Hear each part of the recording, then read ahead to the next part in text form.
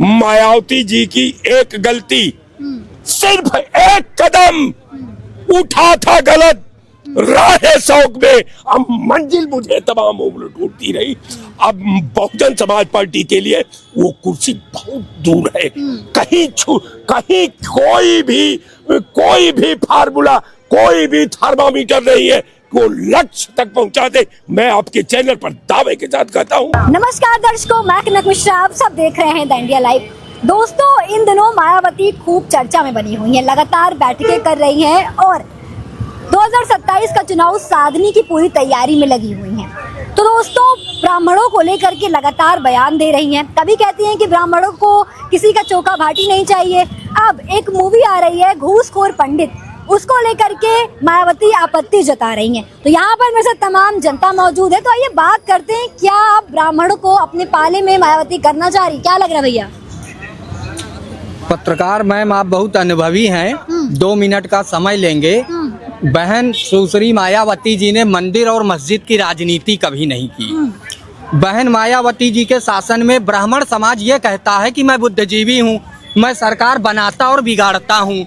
तो बहन जी की सरकार में नकुल दुबे, सतीश चंद्र मिश्रा, ब्रजेश पाठक, शेषधर त्रिपाठी, संतोष पांडे, दद्दन मिश्रा और स्वर्गीय रामवीर उपाध्याय जैसे दिग्गज ब्राह्मण मंत्री रहे। तो फिर ऐसा क्या हुआ कि बहन जी की सरकार चली गई? यानी ब्राह्मणों ने बहन जी की सरकार को बिगाड़ दिया, अपनी जिम्मेदारी का पालन नहीं किया। यदि 15 ब्राह्मण, बहन जी ने 100 विधायक ब्राह्मण लड़ाए थे, जिसमें 48 विधायक जीत कर गए थे और 15 ब्राह्मणों को अहम विभाग बहन जी ने दिया था। तो अगर सरकार का प्रदर्शन खराब रहा तो उन ब्राह्मणों के कारण खराब रहा। क्यों उन्होंने सरकार में अपनी जवाबदेही तय नहीं करवाई, जनता के हित की बात नहीं की? पहली बात। दूसरी बात, बहन जी के शासन में अधिकारियों पर लगाम था और अपराधियों पर अंकुश था। तीसरी बात, योगी जी के आने की उम्मीद थी, लेकिन अभी योगी जी ने एक बयान दे दिया कि यूजीसी गाइडलाइन का विरोध वही कर रहे हैं जो जातिवादी मानसिकता के शिकार हैं। तो अब आप बताइए, यानी आप एक आदमी को जबरन फांसी पर टांगो और वो कहे कि मुझे फांसी नहीं चढ़ना, तो वो देशद्रोही है। यानी जो बंद कराने आए थे तवाइफों के कोठे, कम बखत सिक्कों की खनक पर खुद ही नाच बैठे। यानी जो सवर्ण की और राष्ट्र की बात कर रहे थे, वही आज काला बिना अपील, बिना वकील, बिना दलील का कानून ला रहे हैं। इसलिए मुझे व्यक्तिगत जो मेरा अनुभव बोलता है कि उत्तर प्रदेश की जनता ने परिवर्तन का मन बना लिया है और बहन जी के साथ यहाँ का सवर्ण, अनुसूचित और मुस्लिम समाज मिलकर के बसपा की सरकार बनाएगा। क्या कहेंगे आप?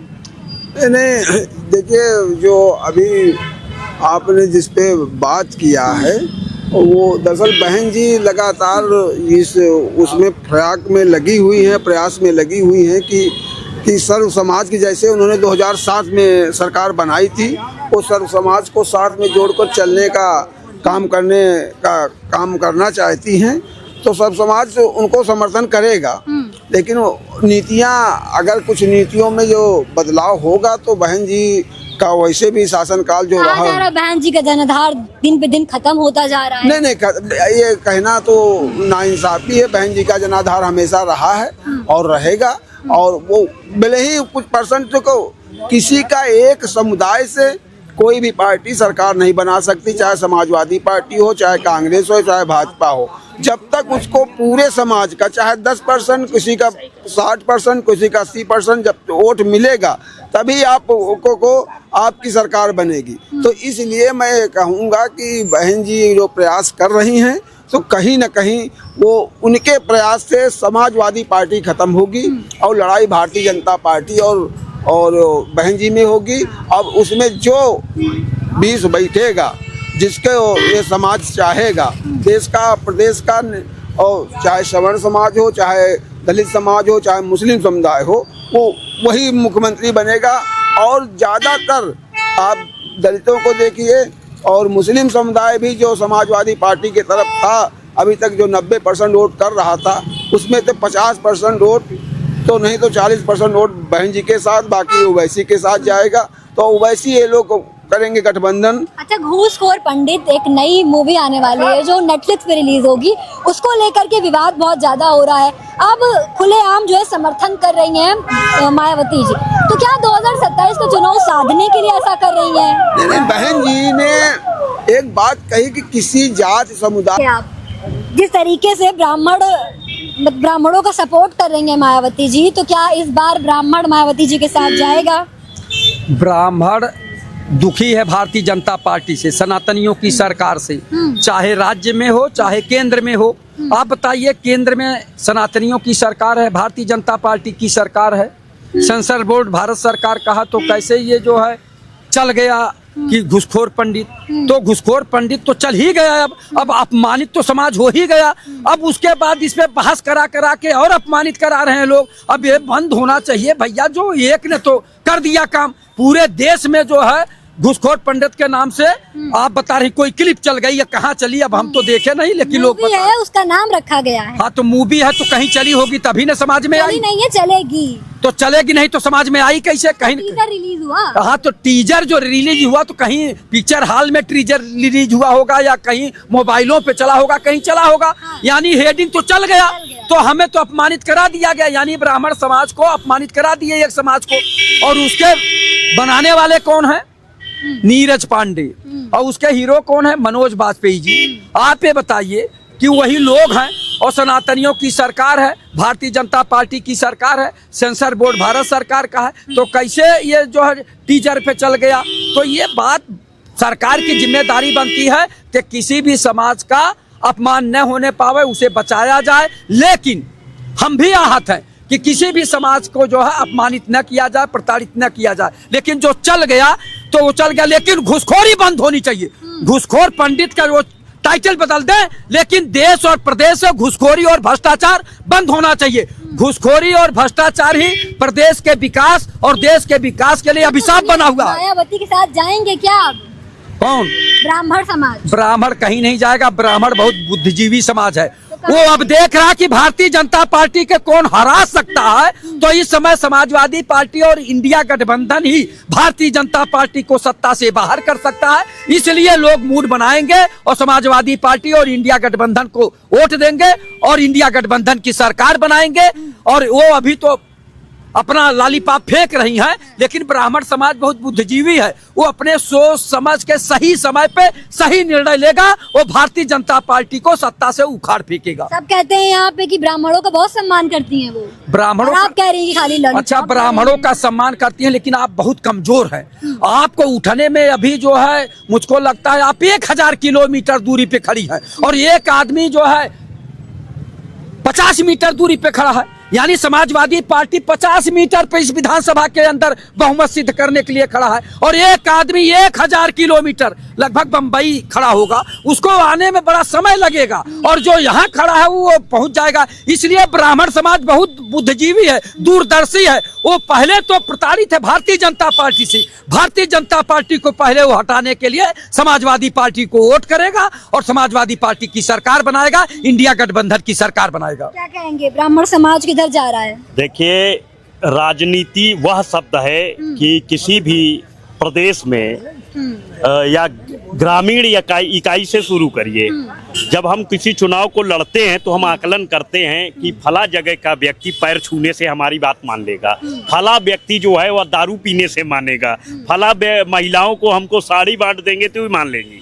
चूंकि मायावती जी ने इस समय जो कार्य किया है, उन्होंने देखा है, उन्होंने एक निशाना साधा है और उनके पास एक राजनीतिक अनुभव पुराना है, वह अनुभवशील है। कुछ लोग ऐसे भी हैं जो उन्होंने नरेटिव सेट कर लिया है कि ब्राह्मणों ने 50,000 साल अत्याचार किया। आज योगी जी के शासनकाल है और आज जो घटना घट जाएगी उसका जिम्मेदार जो है योगी आदित्यनाथ होंगे या माननीय कल्याण सिंह होंगे, भाजपा के दोनों मुख्यमंत्री रहे या जो पूर्व में। तो जो 50,000 साल वाली गाथाएं सेट की गई, नरेटिव सेट किया मानसिक तौर पर, और उस नरेटिव सेट से मायावती जी को कमजोर करने के लिए चंद्रशेखर रावण जैसे व्यक्ति को उतारा गया है पैसे दे करके। और जो आज की स्थिति है, चूंकि मायावती जी की सरकार में अधिकारी अंकुश में था और अपराधियों में डर था, योगी जी की सरकार में अधिकारी निरंकुश है और जो उनके पक्ष के अपराधी है, क्योंकि वहां पुलिस ही स्वयं अपराधी हो गई है। और ए टीम और बी टीम, चूंकि जनता को चाहिए, क्योंकि नेता जो बराबर अमीर होता है, अधिकारी अमीर हो रहा है, जनता तो एक दिन का वोट देती है, उसके बाद पिटती है। हम उसी विधायक के दरवाजे 6 घंटे खड़े रहते हैं जिसको हम वोट देते हैं।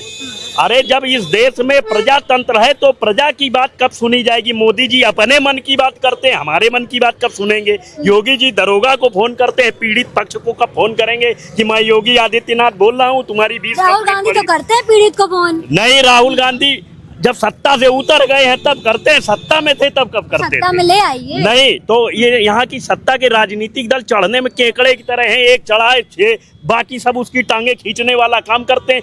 यहाँ प्रजातंत्र में जो सत्ता में वह शोषण करेगा, जो विपक्ष में वह जो है चिल्लाएगा, और जब वह विपक्ष वाला सत्ता में आएगा तो वो भी शोषण करता है। चूंकि हम चाहते हैं कि प्रजा की बात सुनी जाए, राइट टू इन्फॉर्मेशन को जो धीरे धीरे करके गला दाब के खत्म किया गया उसको पुनर्जीवित किया जाए, और प्लस हमें जानने का भी अधिकार होना चाहिए ना कि आगे आप क्या करने वाले हैं, क्योंकि हमारे वोट से आप विधानसभा में पहुंचे हो, हम ही को विधानसभा में घुसने का जब अधिकार मिलेगा तब मैं मानूंगा इस देश में प्रजातंत्र है। नहीं तो मैं तो ये मानता हूं इस देश में प्रजा को ठगा जाता है प्रजातंत्र के नाम पर।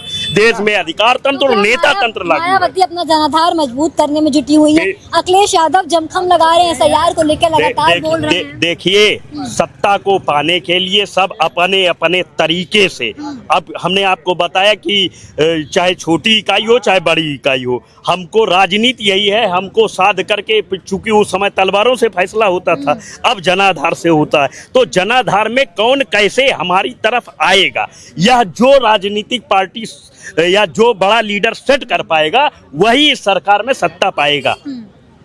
आप बताइए चाचा, क्या कहेंगे? क्या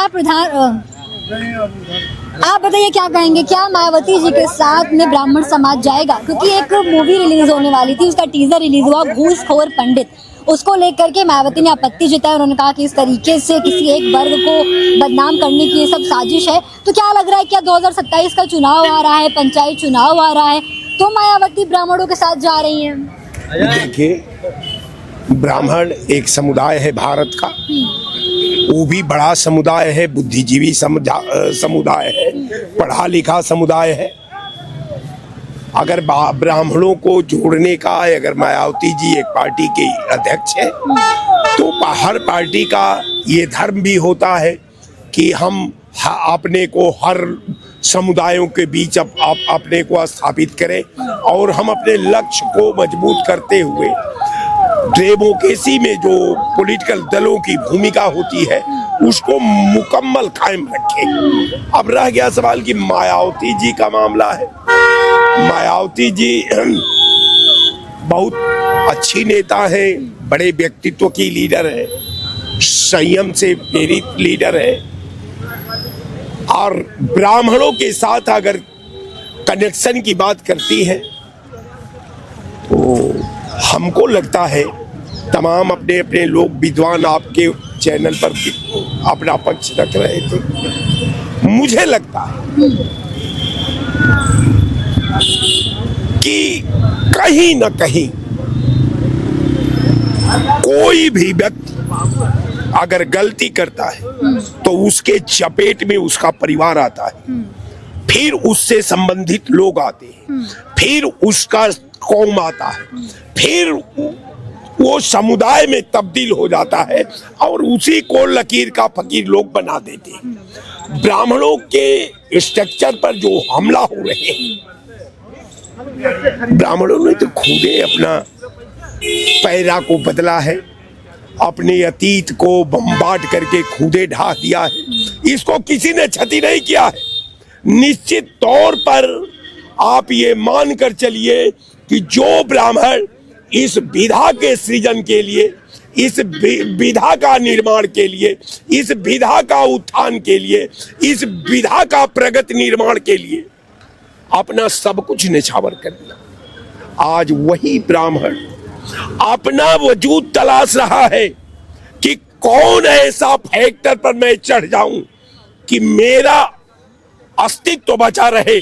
निश्चित तौर पर जो 90 में ब्राह्मणों ने गलती किया आज उसका खामियाजा पूरा ये समुदाय भुगत रहा है। आज इसका जो है 90 के दशक का गलती जो है ब्राह्मणों के पहचान में ये सबसे बड़ा घातक है। नहीं तो जो ब्राह्मण इस देश के चप्पे चप्पे पर अपनी पहचान रखा था, ये घर तो अपना घर जल गया अपने ही चिराग से। ये ब्राह्मणों ने का घर दूसरे ने नहीं जलाया, ये अपना। इसलिए कि नशा जब धर्म का उन्माद चढ़ता है और जाति का उन्माद चढ़ता है तो लक्ष्य विहीन हो जाता है। सर्प जिस तरह केचुल में मदाकर दिशाहीन हो जाता है, उसी तरह ब्राह्मण दिशाहीन हो गए। आज ब्राह्मणों को ये देखा जा रहा है पूरे देश में। बता दीजिए, भारत जैसा विशालतम देश में भारतीय जनता पार्टी का एक ब्राह्मण, कोई मुख्यमंत्री नहीं, कोई कैबिनेट का महत्वपूर्ण पद का नाम ले लीजिए, कोई कैबिनेट में महत्वपूर्ण पद पर ब्राह्मण नहीं है भारत सरकार का। उत्तर प्रदेश का ले लीजिए, कोई नहीं है। ये केवल अमचूस टाइप के हैं। अब इनकी हालात खुदे हैं कि हम खुद के बचाई कि तो हे बालमा। तो जहां सरकार में ब्राह्मणों का अस्तित्व उस दलित के मानक को छू रहा है कि वो खुद के बचाई कि तो हे बालमा, तो समुदाय, हे मालिक, अब इस समुदाय का रक्षा तुम करो। निश्चित तौर पर मैं आपके चैनल पर कहता हूं कि मायावती जी का जहां तक बात है, मायावती जी खेल रही हैं। आपके चैनल पर आज मैं कह कर जा रहा हूं, मैं बहुत बहुत धन्यवाद देता हूं कि आप जाने तो नहीं देंगे। एक सवाल और है, स्वामी प्रसाद मौर्य कहते हैं कि ब्राह्मणों को जो चरित्र है वो न्यायिक नहीं होता है। उसके बाद लगातार ब्राह्मणों को टारगेट किया जाता है। 52 विधायक बैठ के बैठक कर लेते हैं तो कहा जाता है कि ये सब पार्टी लाइन के खिलाफ है। उसके बाद में एक पिक्चर आ जाती है घूसखोर पंडित। तो क्या ये सब ब्राह्मणों को क्यों टारगेट किया जा रहा है? कारण ये है कि बहुजन समाज पार्टी से छोड़ करके भाजपा ने तोड़ा था उनको। बहुजन समाज पार्टी के जर्रा को हिलाने तोड़ करके 5 साल मंत्री बनाया। 5 साल के बाद अखिलेश को कमजोर करने के लिए कहा कि जाओ तुम सपा ज्वाइन कर लो। अब सपा में मौर्य जी चले गए, फिर कहे कि नहीं आप इस्तीफा दे दो, मैं तुम्हें एमएलसी बनाऊंगा। इस्तीफा भी दे दिए, एमएलसी भी नहीं बनाए, मंत्री भी नहीं बनाए। तो अब मौर्य जी बौखला गए हैं। अब मौर्य जी को तो कहीं रास्ता मिल नहीं रहा है। कारण ये है कि मौर्य जी की जो स्थिति है ये राजनीति है, ये कोई मजाक नहीं, ये नीतियों का खेल नहीं, यह संभावनाओं का अनंत धरातल है। ये अपना जो पॉलिटिकल लक्ष्य का जो राह है उसको अपने हाथ से बमबाद करके मौर्य ने खुद तार तार करके धराशायी कर दिया है। क्या चाचा, क्या हाल? ठीक है सब? बिल्कुल ठीक है। तो ये बताइए कि ब्राह्मण समाज के साथ लगातार उनको अपमानित किया जा रहा है। एक पिक्चर बना दे रहे हैं घूसखोर पंडित। अब मायावती जो है दमखम लगा के उतर गई, कह रही है कि ये ब्राह्मणों को अपमानित किया जा रहा है। तो क्या मायावती 2027 में ब्राह्मणों को साधने के लिए ये सब कर रही हैं? ब्राह्मण है कौन? जाति है। ब्राह्मण है कौन? कोई बता दे। माननीय विश्वनाथ प्रताप जी ने मंडल लागू किया तो इसी जनसंघ और भारतीय जनता पार्टी के लोगों ने कहा कि जल के मरो और कटो। किसने कहा? भाजपा के लोगों ने कहा था। या कोई मैं गलत कह रहा हूं तो आप पुराना इतिहास उठा के देख लीजिए। उसके बाद आज जब ये आ गया, डमरू बज गया। अरे जो भाजपा ने नया डमरू बजाया है, कौन सा डमरू? अरे अब नहीं समझ रही आप? जो SC ST और बैकवर्ड की भाषा पर जब चले गए तो अब बताइए ब्राह्मण है कौन? ब्राह्मण तो समय जल रहे थे जब विश्वनाथ प्रताप मंडल लागू किए थे, और आज अब क्यों नहीं ब्राह्मण जलता? जले तब मैं देखूं कि ब्राह्मण है। ब्राह्मण नहीं है, ये ब्रह्म को जानने वाले है ही नहीं है, इसलिए ब्राह्मण है ही नहीं। अच्छा। बिल्कुल, जो ब्रह्म को जानता था वो ब्राह्मण था। कभी ब्राह्मण थे, अब ब्राह्मण नहीं है। कभी ब्राह्मण क्या है? मैं बता रहा हूँ, ब्राह्मण पहले आप सुने होंगी या जो भी हो, एक स्वाहा शब्द पे अग्नि प्रज्वलित अलग हो जाती थी। वो तरीके खत्म हो गए, वो देवी देवता खत्म हो गए, वो ब्राह्मण खत्म हो गए। जब से 1 2 3 4 में 5 मैं बता रहा हूँ, मैं भी वही हूँ। अच्छा। मैं भी वही हूँ, बता रहा हूँ आपको। 1 2 3 4 5 जब 6 आए तब ब्राह्मण निकले। तो आज के ब्राह्मण यही हैं, 1 2 वाले नहीं हैं, ये 6 7 वाले हैं और 8 वाले ब्राह्मण। ये ब्रह्म की बात जानेंगे नहीं तो ब्राह्मण कहेंगे किसे। रही बात मायावती की, आपने की चर्चा की, मायावती जी वाकई में एक सुशासन महिला हैं, लेकिन दुर्भाग्य है कि माननीय कांसी राम जी का जब देहांत हुआ, उनके परिवार के लोग लाश मांगने आए तो उन्होंने कहा चलिए मैं लेकर पीछे आ रही हूँ। नतीजा हुआ कांसी राम को रास्ते में ही जला दिया गया। ये संविधान की भी एक अवहेलना हुई, दूसरे परिवार की अवहेलना हुई, तीसरे और बताऊं आपको, जिस मायावती ने तो ब्राह्मण वंशज ब्रह्मदत्त